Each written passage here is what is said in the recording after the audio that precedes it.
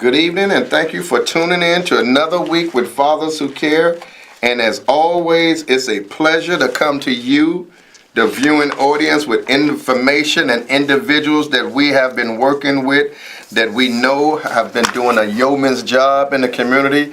Individuals we know that has been vetted, has been seasoned, that has been staying the course, and has been really making a difference in our community. Yes, this is Fathers Who Care, and I will be your host servant this evening. I am Reverend Walter Jones, the Executive Director of Fathers Who Care, and this is a must-see TV show tonight. We have with us none other than our own Chief of Police for the Chicago Police Department, Barber West, Chief Barber West. Now, most of you all that know the Chief know that the Chief has been just a strong steward for a community change and empowerment. Now, of course, she's been blessed to have, kind of elevated the ranks, and now she's in the headquarters, and now she's doing major work with so many districts all over the city. But she gave us an opportunity to come out today and just enlighten us and bless us with our presence and with some information about what's going on, what we can do in the community. And you've always, Chief, been a strong advocate for community involvement. So if you don't mind tonight, as we take our part, get into the show, we would like to talk specifically about how can we bridge the gap between the community and police to empower each other. I mean, we're not indifferent of each other. We are together, and the more we come together, the better we can do. All right. Well, would you agree? I agree with that. So it's good to see you, Chief. You too, as always, Pastor Jones. So I appreciate that question because, we talk about bridging the gap, but it also begins with building trust between ourselves and the community. As far as community goes, that's how policemen actually are able to do their work and do their work efficiently by having the trust of the community. So we have to build more trust and legitimacy between ourselves and the community that we actually serve. Now, you said building trust and legitimacy? Legitimacy. So, listen, you're watching Fathers Who Care this evening, and of course we have Chief Barber West, and what we want to do tonight, we want to specifically talk about bridging the gap. How can we work together to empower our community to bring different values and different norms back to the community? I mean, I remember back in the day when we were a little bit more community oriented, we used to look out for each other's children. Absolutely. So I don't think it's too far-fetched if we all kind of went back and shared some of those values and norms of caring for each other. And so, what you think about that? So you're thinking about going back when we said it took a village. So absolutely. When you talk about it taking a village, so and we talk about the historical. You remember Officer Friendly. Absolutely. So the police department is going back to some of those shared values and re-implementing some of those programs that actually work. Example, Officer Friendly. We've got a group of community policing officers that are being trained, and actual officers who are being trained in the Officer Friendly program. It's different than what we had, of course, because times have changed and youth have changed. But it's about starting young people off and understanding and knowing policemen as being their help and their servants, as opposed to being some person as a stranger or someone that they were taught to maybe not like. So we're talking about rebuilding that kind of trust between youth and growing up through the ages of building that trust between us and the youth again. There you have it. You're watching Fathers Who Care. The number here is 312-738-1060. The phone lines are open. Now, again, I said to you, we have Chief Barber West. Now, this show, we want to tailor this show, guys. Those who are watching, we really want to tailor this show so that this show is on what can we do. Let's talk about what we can do together. Let's not say what somebody else should do. Let's talk about what we can do. So let's talk on this show, let's use the mentality of we. And not them. So with that being said, can I ask you a personal question? Sure. Who is Barber West?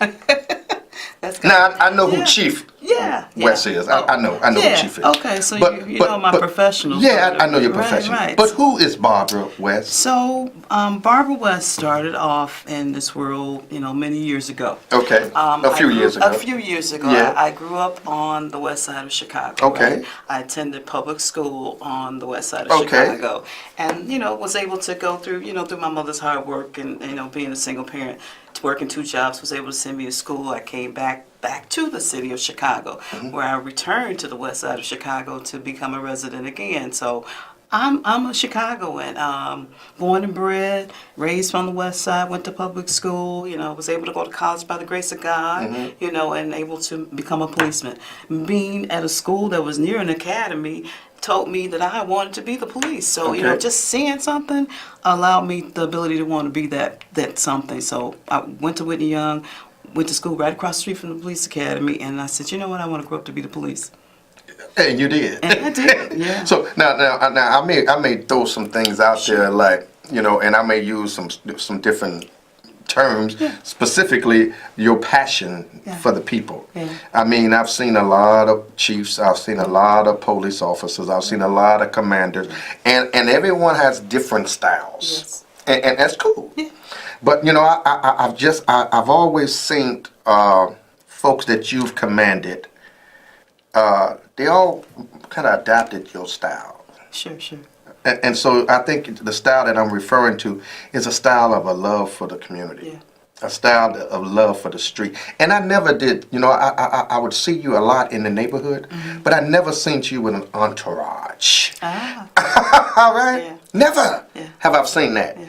Even though I know you can warrant that, but I've never seen that, and so I felt that it was always just you wasn't afraid of the community, you loved the community, and you was always, and still is, you've always been so available and so open. Why is that? Well, Pastor, just to say this, you never walk alone in this world, and I have the support of, many people behind me that give me the courage and strength to do what we do. And plus, in addition to that, I'm walking with God when I say I'm out there. Absolutely. I've been down some dark streets alone. But I believe I believe that going out into the community, the people are able to see you, they're able to walk up to you, to communicate with you some concerns that they may have, some issues they may have. And if they feel like there are too many people around you, they're not feeling that you're so approachable. Okay. So to me, to be unarmed and, alone, it gave them the ability to approach me, and I'd get out the car, as you know, get out the car and step on any corner and just engage the youth, whoever was out there. Another statement, you're definitely a powerhouse. Yeah, to try to see, what was going on with them and see how as a police commander, I could serve them in my capacity, and what we could do to make this community safe together. And that's what I felt. That's a passion that comes from within, of wanting to help people. So were you trained in that, or is it just innate? Well, I believe it comes from some innate, but I believe it comes from training in my community policing background that I did. Okay. It's about how do we become partners in making this city better. We all partner. So is that your mentality? Yeah, we all play a part. The police play their part. The community plays the stakeholders. The community stakeholders play a part in making this community better. We can't do it alone without the community. Community can't do it alone without us. Okay. We work together to solve the problems in this community, and it's why it's called community policing. Okay. See, the community decides how they want to be policed. Absolutely. Absolutely. So with the listen, you're watching Fathers Who Care. Of course, you can catch already that we're having a real tight conversation about what can we do to bridge the gap between law enforcement, i.e. the police, and the community. And what we want to tailor this show to is empowering each other. So we talked about some values. We talked about some of the norms that we grew up with the officer front and all that other good stuff. But let's come back and let's talk specifically. Sure. Is it possible for the community and the law enforcement to bridge the gap? Is that possible? Absolutely. Now, what would make that happen? What can we do as a community to make this a reality? So we all police are not bad. Sure. All community is not good, and vice versa. I think each side has to take a step forward. Absolutely. And to come out of our shells, come out of our comfort zones. Absolutely. And take a step forward and try to engage one another, because again, problems don't get solved if we just keep trying to do things in a vacuum. Crimes don't get solved when we try to do things without having the knowledge and the information from the community. Things don't get better on the community side if people don't step out of their comfort zone and come out and say, I want to do something. I want to make a difference. I want to be the change that I want to see in my community, whatever that change looks like for their community. Let's say they want to clean it up. Let's say they want to make it safer. Let's say they want to do some youth groups and youth activities on their block. It's about them stepping out and us stepping out too. So we got to step towards one another. And not away from each other. Yes. I mean, I think all of us have some goods and have some bad and have some ups and have some downs. Sure. But I think if we really care about our community, I'm speaking personally, I think we should love each other more, and we should support each other more. And everybody had some things going on in their life where I think you should forgive each other a little bit more. All right? Yeah. And I think if we can get past that pointing fingers at each other, I think we can really make a change. So you saying that we can bridge the gap. Yes. And you say we can bridge this gap if we step out and be the change we want to see. Yeah. Is that what you're saying? Yes. Okay. So with that being said, why are you? I heard you say when you was going to Whitney Young, you was eyeing the academy. Yeah. And I'm going to be over there. Yeah. I'm going to be over there. Sure. So that was a passion. That was a desire. Mm-hmm. But why are you really so passionate in being a police? Not only just you was a police, Yeah. you kind of evolved Sure. through the ranks. Sure. You elevated through the ranks. Sure. So you're a chief now, right? Yes, sir. Yes, sir. No, what is that? So it's, we have a ranking system. So it's an exempt rank member. The exempt rank. It's an exempt rank member. Okay. Yes, sir. Uh-huh. So that means. So above me, I have a first deputy and a superintendent. Yeah. Oh, And then below so me, you there's like. some deputy chiefs. So you're like number 3. Well, there's 6 of us, so it's 6 number 3s if you put it like that. But 6 chiefs. Yeah, there's 6 chiefs that sit on the same. And so what do they have? Different bureaus or different Yeah. departments or something like that? So we each run our different segments. Like I'm the bureau chief of the organizational development, which means I do training, I do hiring, the promotional process, I do research and development, I do grants, I do the medical services section, those kind of things. So I'm more of a support system. The professional counseling division falls under me, as well as the chaplain section falls under me. Okay. Yeah. So it's only 6 altogether. Yes, sir. Okay. Yes, sir, 6 Now, altogether. why are you so passionate about being a police? Yeah, it's. I think the passion comes from, and it's about service, right? I always want to serve in some capacity and help people, and that means helping, people on the street. That means helping community. That means helping officers. I guess that's what drives me to do the best that I can with what God's given me. So now you're in a position now Yes, to sir. train more officers, Yes. correct? Yes, sir. Or do you train the officers, or do you train the commanders, or who you train? I'm over the training division, so I'm. Oh, you're over the division. Yes, sir. Oh, So okay. I'm All responsible. training comes through you. Yes, sir. For the whole department. Yes, sir. Oh, okay. So you like that? I do. Okay. It gives you a perspective about some of the challenges, the needs that we need to have, some of the training that we need to have. Like in terms of every bureau now is responsible for having a community policing element as far as their bureau goes. So mine being training, I have to make sure everything we train has a community policing component in that training, so that we can re-engage, regroup in our trust, and create more legitimacy in the way that we're policing. So in relationship to training, if you don't mind, Yeah. what are your opinions about officers being trained in crisis intervention? How about that? Oh, absolutely. So, when you think about the 911 calls that come in for an individual who may be experiencing some type of crisis, right? And the crisis could be a mental health issue Absolutely. or a mental health crisis that's actually going on. You need to have officers who are prepared to go in there and assess a situation before they take any further action, because they need to be able to identify what this person is dealing with. So, Because it might be mental. it may be mental. Okay. It could be potentially. It could be mental. Right. And so you want to make sure that they assess the situation properly. By having that kind of training, they're able to do that. So Okay. a crisis intervention trained officer receives 40 hours of crisis intervention training, and so therefore they have the skill set that they would need to go in and assess the situation, de-escalate the situation, so that they don't necessarily have to use force that's not necessary. Okay. So the crisis intervention, they get trained 40 hours. Yes, sir.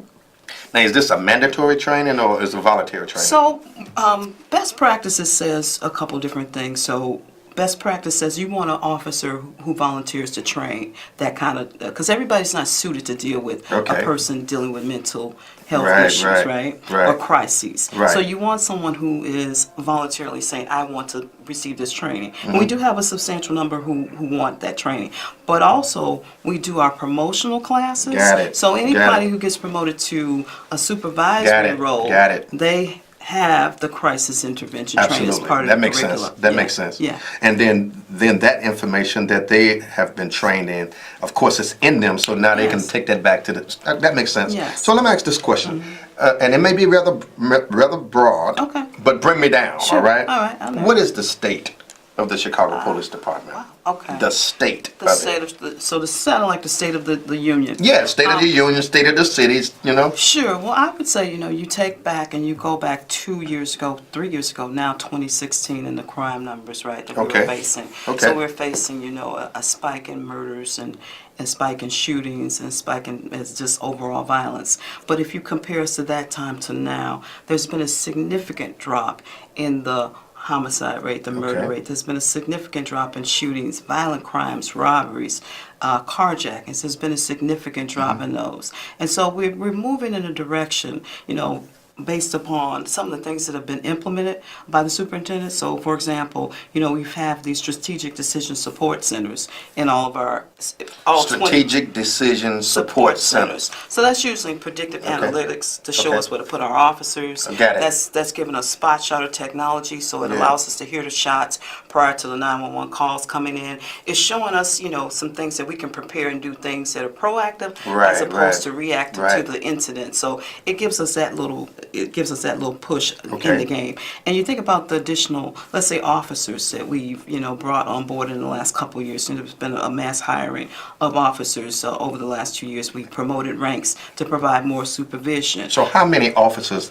are there in Chicago Police Department? So we are strength at 13,500. 13,500. 13,500. And that was Okay. up from, when we started this hiring initiative 2 years ago. So our strength is 13,500. And we're a little shy of that. We haven't completed our hiring for this year yet. And we have to always, take into account of retirements.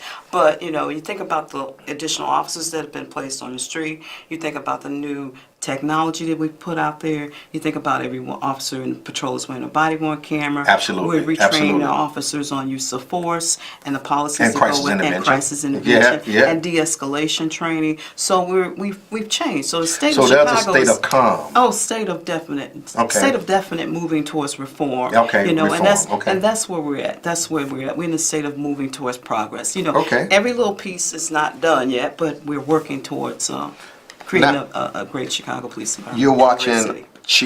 Chief Barber West. Yes. Come on, give us a call here, 312-738-1060. Okay. We have a caller. I know what's going on in here. Trust me, I know. I know she's on point, and I know you're learning a lot. Caller, you on there? Your comment or question? Hello? Yes. Yes, I want to know why, how, and when did you become a cop or a police? And what Why, the how, point of and when? services do police bring to the community? Okay. I heard part of her question. How, why, and when did you become a law enforcement officer, Okay. police? Yeah. And why? Okay. I guess they wasn't hearing you when you were Yeah. saying you used to go to Whitney Young. Yeah. But go ahead, share your experience.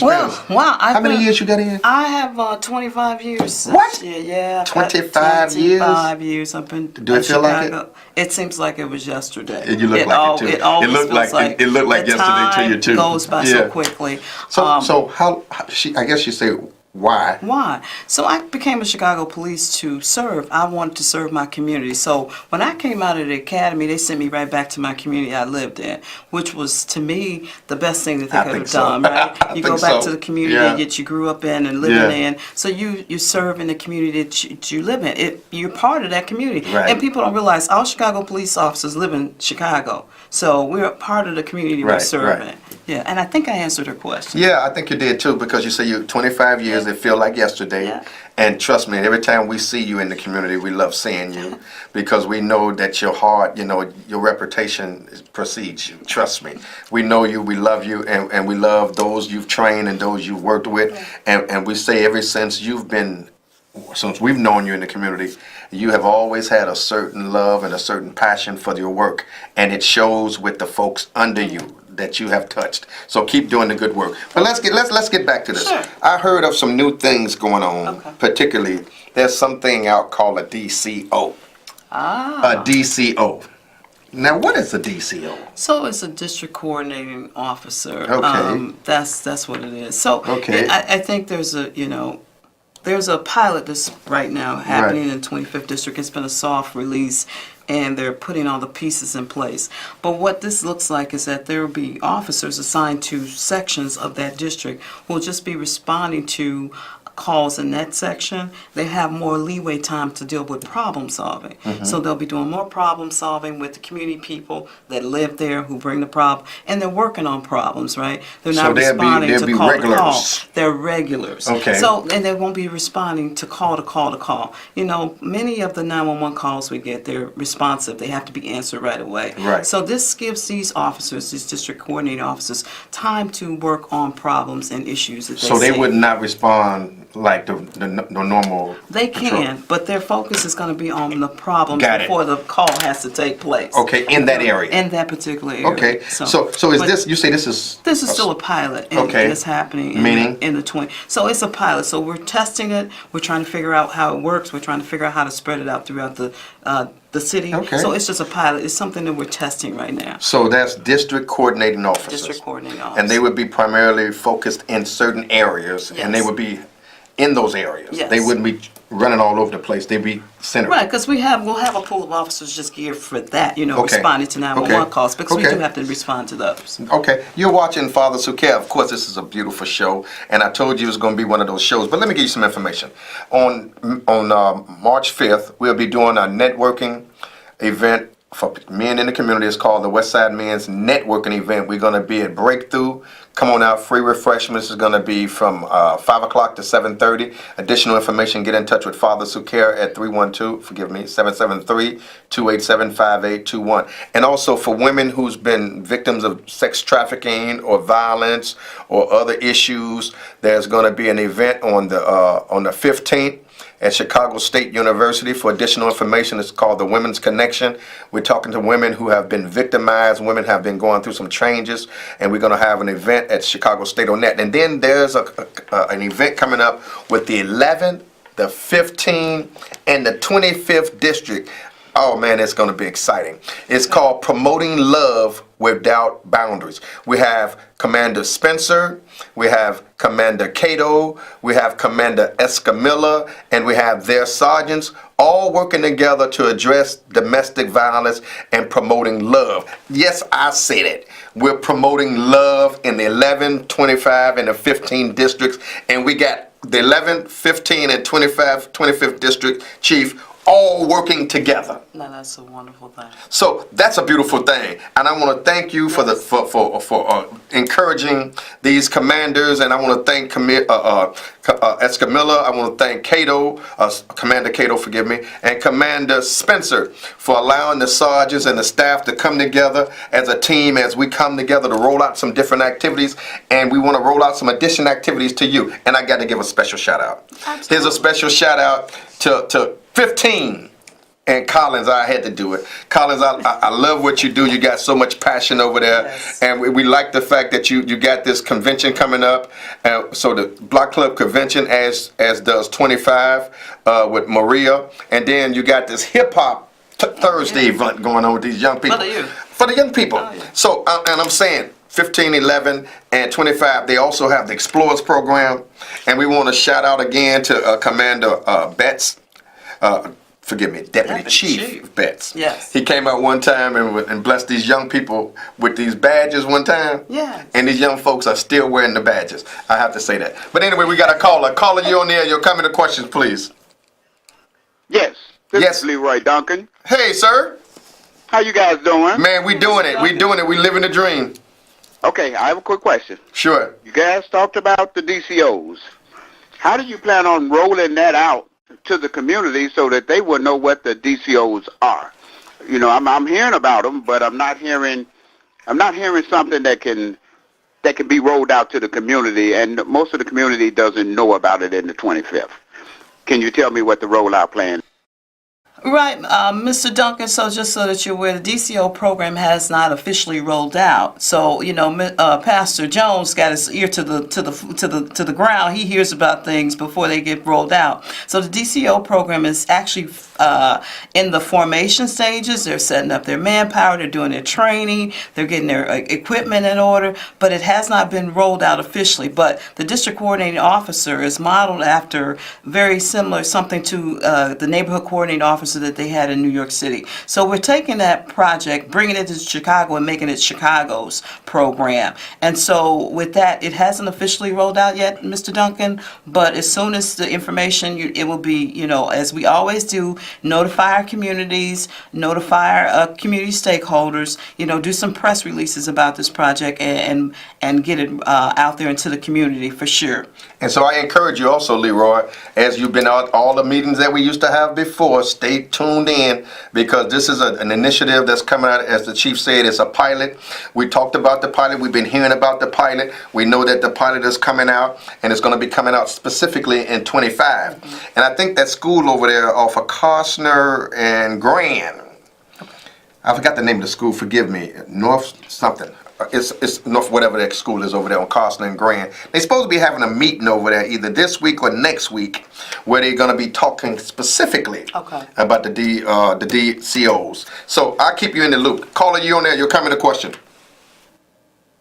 Hello? I guess that's it on the phone. But listen, we want to thank our chief for coming out. Chief has always been fun. Keep doing the good work that you're doing. Please know that there are some of us still in the neighborhood who still love the neighborhood, who still want to do the good work in the neighborhood. And if you ever need us in the neighborhood, we're there. We're here for you. Just let us know. And please don't be a stranger. Every now and then, just come on out and say, as you do. As I do. As you do. Yeah. Come on out and just say hello. And then when you can and the time permits, you always have a free spot on the show to share anything you want to share. So any closing comments, Chief? Pastor, I just want to thank you for all the work that you are already doing in the community. I love what I do. Yes, and you have been such a partner for the community and for the police department in terms of bringing awareness about substance abuse and underage drinking to our youth. So thank you again, and thank you for bringing me on the show. Oh, it's my pleasure, and thank you guys for watching. Thank the young people. We're getting ready to go hang out with the young folks and have some fun. And so I encourage those of you who are watching tonight, please tune in. Please stay involved. We can make a difference in the neighborhood. We're responsible for our neighborhood. Chief said it tonight. Our young people can't be what they can't see. So if we want the best, let's present the best. Listen, God bless you. God keep you. We'll see you on the other side. Good night, and have a blessed evening. All right. Please, will you? We'll see you later. God bless you. Good night.